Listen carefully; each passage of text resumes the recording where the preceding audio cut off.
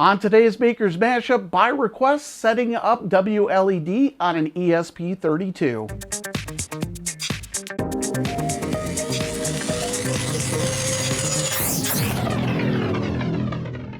Welcome makers. So today is a viewer requested video and we're going to be installing WLED on an ESP32 and covering how you solder all of the connections together and get it set up. I'll be using an ElectroCookie as a permanent breadboard. We'll be soldering some headers on there so we can easily remove the ESP32. And then we're going to be wiring it up and testing it out, and I'll show you how to install WLED on it and get it set up for a basic home network. So with all that said, let's get to work. All right, so we're going to solder this ESP32 onto this ElectroCookie. And what this ElectroCookie is, and I really like these, they are solder versions of breadboards. So if you've ever had a breadboard like this one, which is very old and aging, the components on this one were on it for quite some time. This ElectroCookie allows you to basically do the same thing. And unlike other prototype boards, this one does the connections for the pins just like a breadboard works. So I really, really like these ElectroCookies for little project work like WLED, because you're able to take WLED, install the ESP32 here, and put this into an enclosure. And I made some 3D printed models of an enclosure that fits this pretty well. And you'll be able to hook up WLED and have a control box. And then you can just mount that control box any way you want. All right, so before I do any soldering at all, first thing I usually do is prep the ESP32. And if you have these, I was able to get these header pins, but they always have one extra. It seems the ESP32 requires one less pin than these headers. So the way I like to do this is I mount these so you can't really screw it up. So you can see they're kind of shifted off. Now I could absolutely clip this last pin off. What I usually do is not clip the pin off, but I take the pin out.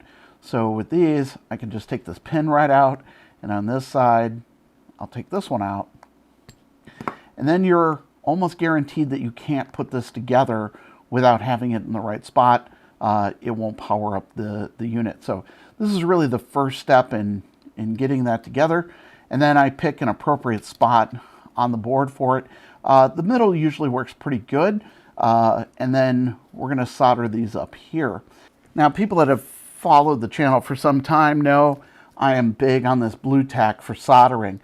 You don't want to contact the solder or the soldering iron with the blue tack, but blue tack works really, really well.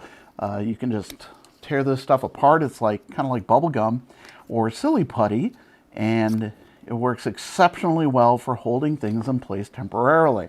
Now, the other big secret that I like to use is a little bit of rosin here, and it cleans up really easy with a little bit of alcohol. So once you get this all set up, now we're just going to solder this together. So just heat that up a little bit, and then it's just a matter of going down each one of these pins.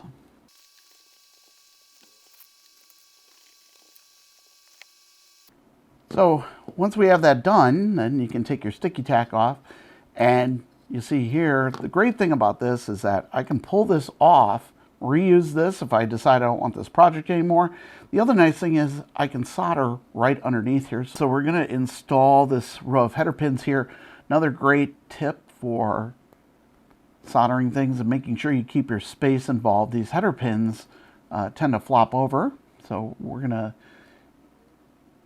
put those pins in right there, make sure it's lined up, and then we're going to use our sticky tack again. This stuff is great for little project electronics. It really does make it a lot easier to get your soldering done.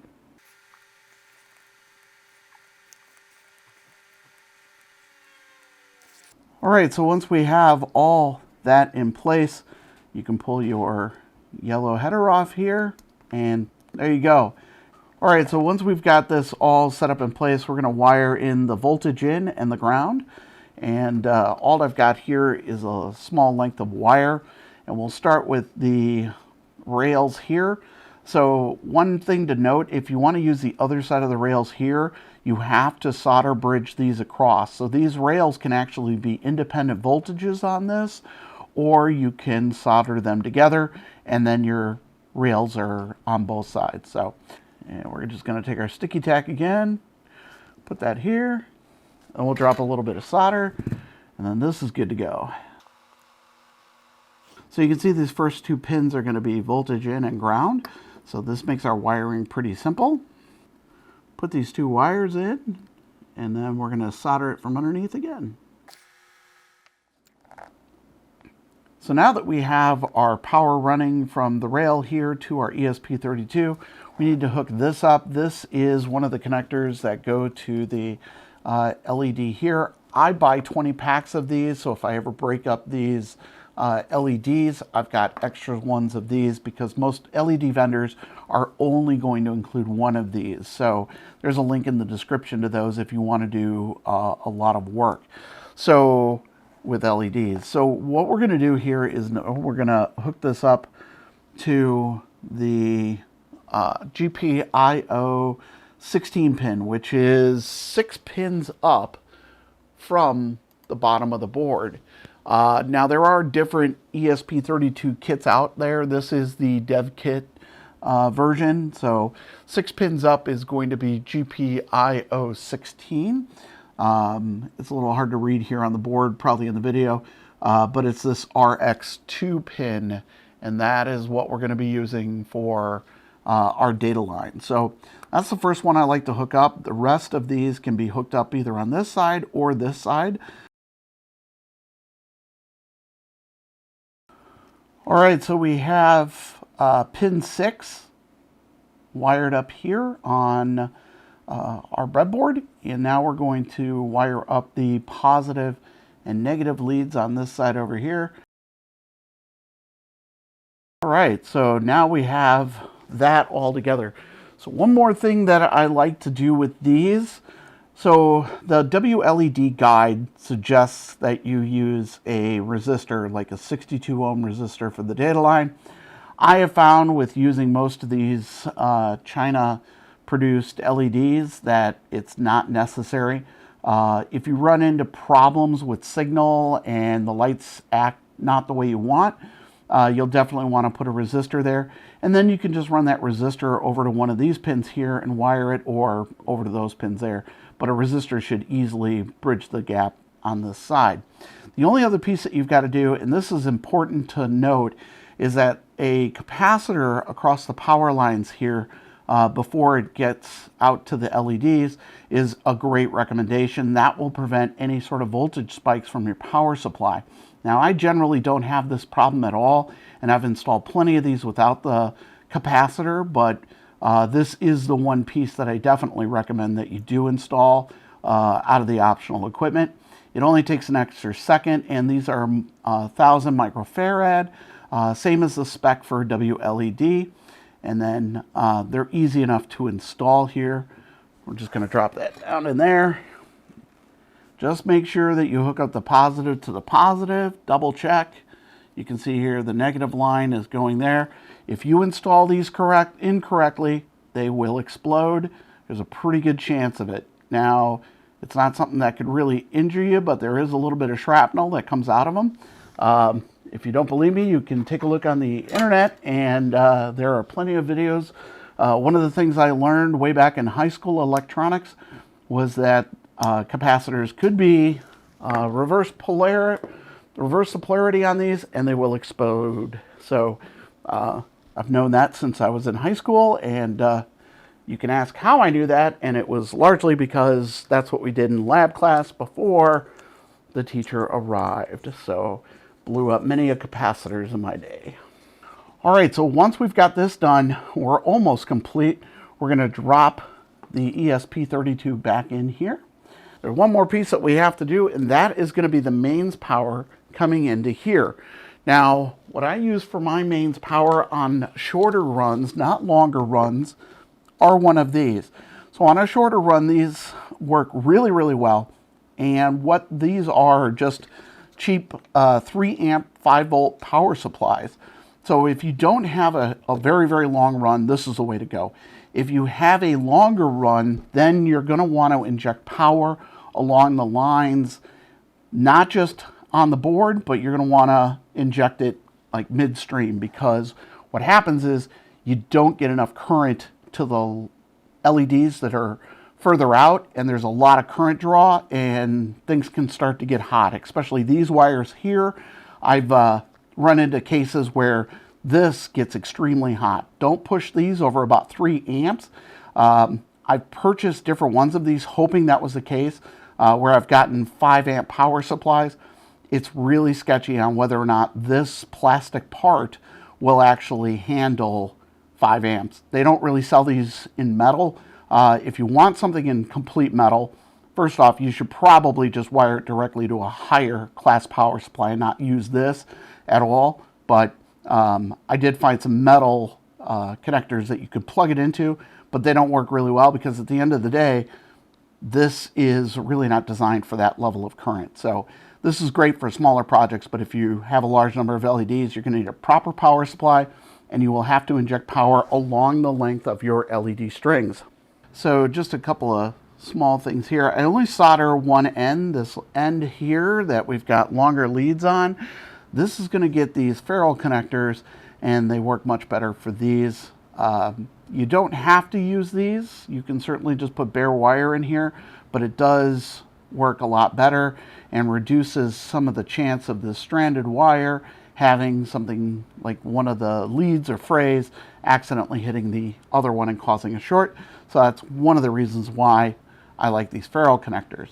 So we're going to start with those, and if you've never used these before, they're super simple. You just get your wire in there, which sometimes is a little difficult, and then these are crimpers purpose-built for this sort of task, and you just put that in there, clamp it down, and there you are. You've got a nice solid connection that will fit right in there nicely. And if you find you've got a little bit of extra wire because you made these a little bit long, you can just cut these off, and that works really, really well. So a secret for tinning these wires that I've used for some time that works exceedingly well is using just a little bit of rosin on these. And then what I find is the solder wicks so much better into the stranded wire, and you get a really, really good result. Now, you don't even have to have 3 hands here. So I'll show you super quick. It's just a matter of touching some solder and then just drag it nicely across, and you can see both sides, very good solder joints, or very good solder connections, or tinning. Tinning, that's the word I'm looking for. Wow, it's like I've never done this before. So with the tinning in place, all you have to do then is trim this off a little bit, and this will fit right into our board here.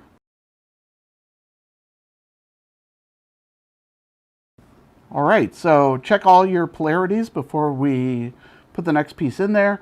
We've got our positive and negative, positive and negative. We know our positive is down on this side here. We've made sure that our negative of the capacitor is on the negative side and the positive on the positive side.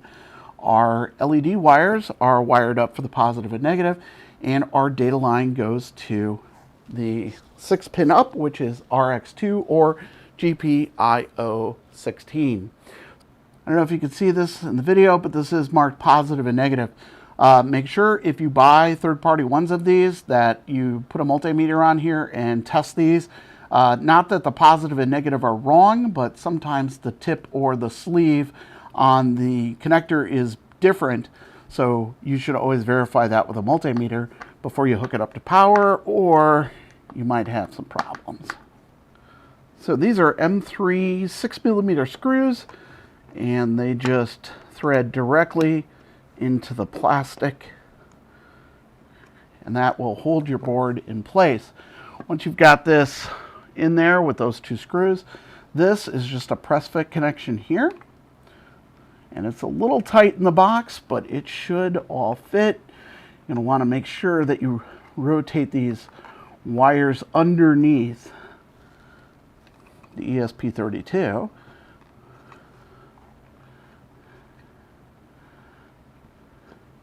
And then confirm everything fits. So as you can see, I needed to make this just a hair bigger, and after I had that problem where the wire connections wouldn't fit underneath the ESP32, making it bigger works in a lot of different ways. It allows me to use more of the surface area of the ElectroCookie for other things as well. Now, you're probably wondering why I soldered header pins on there and we haven't used them yet. So this is really just an optional step, and this is for the sound reactive module. If you want to get one of these Max 4666, these are really easy to add on afterwards, and there's no soldering required. You're just going to get 3 of these wires here. You'll hook your voltage in and the ground, and then you can hook it to any one of the pins on the side over here, and you'll end up with a sound reactive version. Now, this comes with a lid like this, and I've also got one for the sound reactive module, which allows you to put the sound reactive module right on top. And the only real call out is that you have to orient it this way, so that way it doesn't hit your ESP32. But other than that, put that in there and you've got a sound reactive version. So now that we have this all wired up, I'm going to take this ESP32 out and we're going to go and program it. So to program this, it's pretty simple. I've got just a micro USB. Some of these have USB-C. The newer ones have USB-C. This is an older one here. You're just going to plug this into your PC, and you heard Windows there kick on and say that something new is plugged into the USB port. So if you have trouble with this connecting to your Windows machine, you probably need to download the Silicon Labs drivers, and I always recommend downloading that right from the vendor website, and I'll have a link in the description for the ESP32. There's also an ESP8266, so I'll have a page that links to those drivers if your Windows machine doesn't have it. Linux should be able to automatically identify these. Mac may need a driver as well. Alright, so here we are at the WLED installer page, and we're going to use this to program our ESP32. It's about the easiest way to install it through the web installer. If you want to use the Max 4466 and have the sound reactive version, you can install that from here as well. For the sake of this video, I'm just going to use the regular version, and then all you have to do is click install, and you'll see that there are various COM ports available here. The CP2102, that's the driver you may need. If it's installed, it should come right up here and say that it's paired. The only thing you need to do then is click connect, and it should connect to the ESP32 automatically. If you click install WLED, it will erase everything on that ESP32 and install WLED. Alright, if everything goes successfully, you should get a message like this that indicates the installation is complete. Now you can configure your Wi-Fi from here, and if you do, then it's a little bit easier to configure it once it's back into the enclosure. Once you've got this information in, just click connect, and it should connect to your Wi-Fi. Now remember that the ESP32 will only connect to 2.4 gigahertz networks. Once you've got everything set up, then just click Visit Device, and you'll go right to the device itself. Now you can see here it's already provisioned the IP address of 0.69. So what I'm going to do, since we know the IP address is, I'll unplug this and we're going to put it back in the enclosure, and then we'll wrap everything up with a few call outs in WLED. So here we have the ESP32. I've reinstalled it in the enclosure, and we've hooked up a strip of 56 LEDs, and we're going to power this on. Now you may find that the LEDs do not light up. I'm going to show you how to configure that in WLED. Okay, so here we are inside WLED, and you're going to go to the configuration at the top and select LED preferences.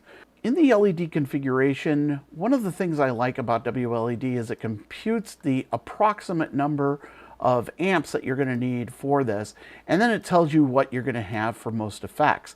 Now, the automatic brightness limiter is really handy for not overpowering your unit, but if you know how many LEDs you have and the maximum current and it doesn't exceed your power supply, I suggest turning this off. Now the reason why I turn that off is because you'll be able to get a much brighter intensity.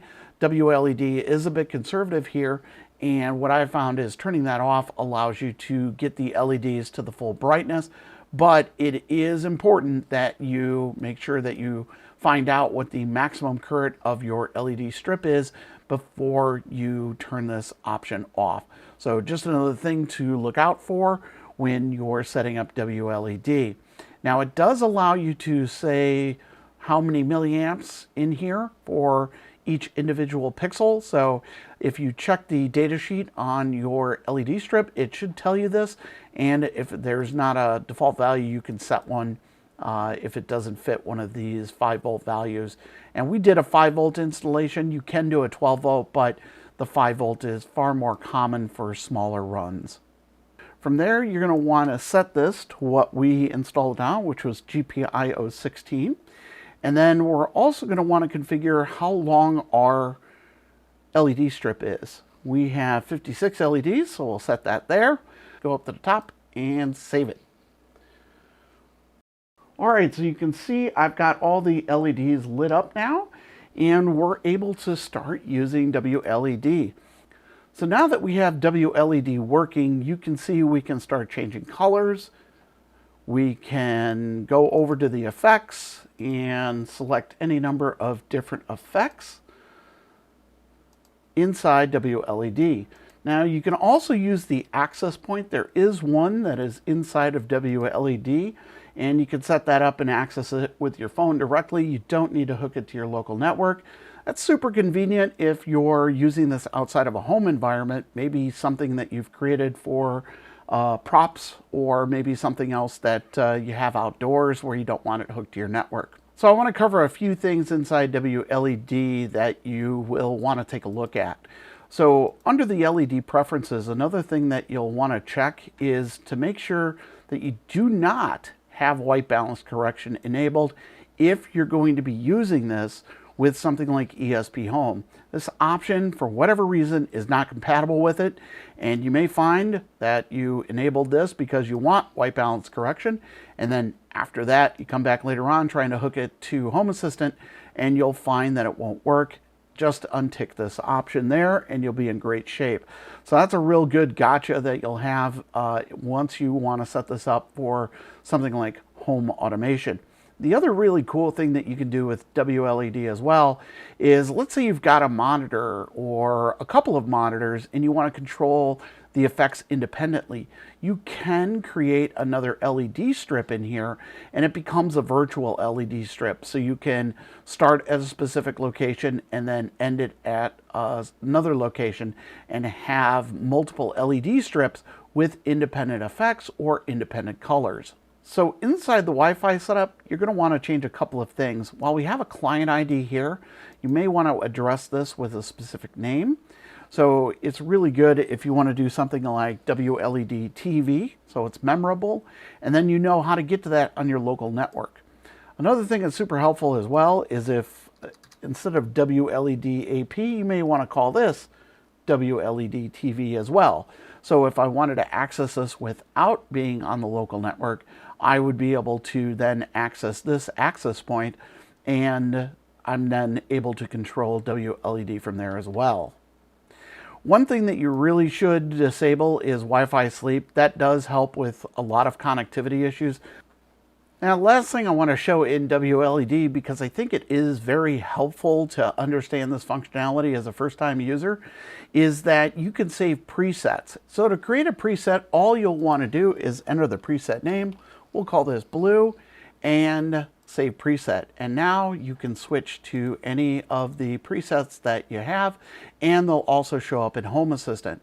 The thing I like about having to set the presets is that if you have Home Assistant with multiple users, you can control how crazy someone gets with WLED without having a greater level of access. So just a helpful hint there. So now that we have everything set up, all we'll have to do is screw in the top case and our WLED installation is ready to go.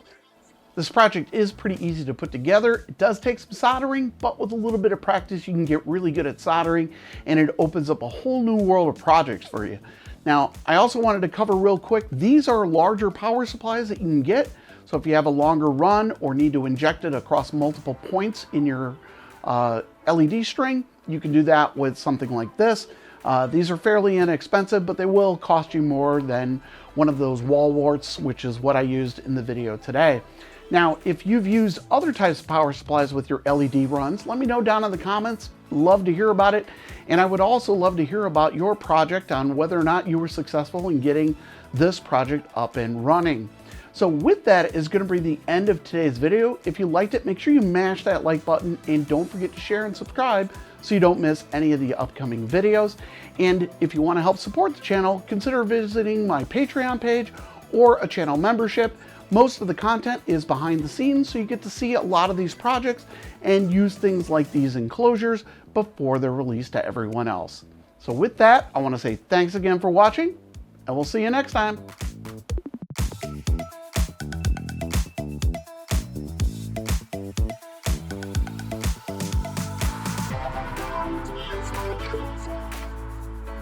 Everybody dance,